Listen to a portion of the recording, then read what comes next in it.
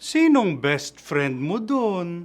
Magandang araw mga kaibigan, magkapet pandasal muna po tayo. Ito po si Father Nono.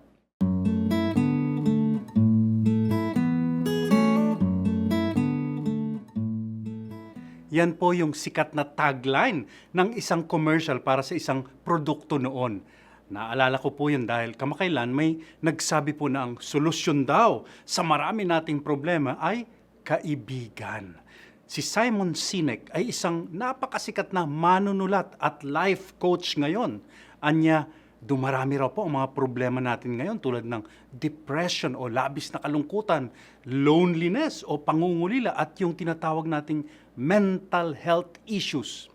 At ang dahilan daw po niyan ay dahil napakahina na ng mga ugnayan natin ngayon. Pinahina pa ng teknolohiya.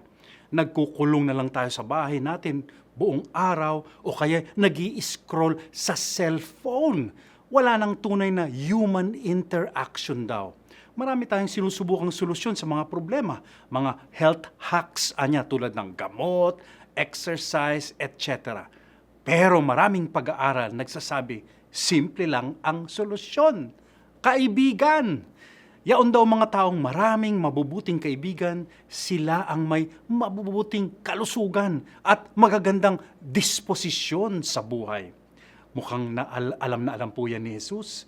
Anya sa kanyang mga alagad, kayo'y hindi na alipin, kayo'y aking mga kaibigan. At kung tutuusin, yun nga ang iniwan sa atin ni Jesus. Ang 12 kaibigang tinawag niya na nagpatuloy ng kanyang misyon ng kaligtasan. Kaya't kung gusto po ninyong maligtas, kung gusto ninyong magkaroon ng mabuting kalusugan, punuin ang buhay ng mabubuting kaibigan. Amen.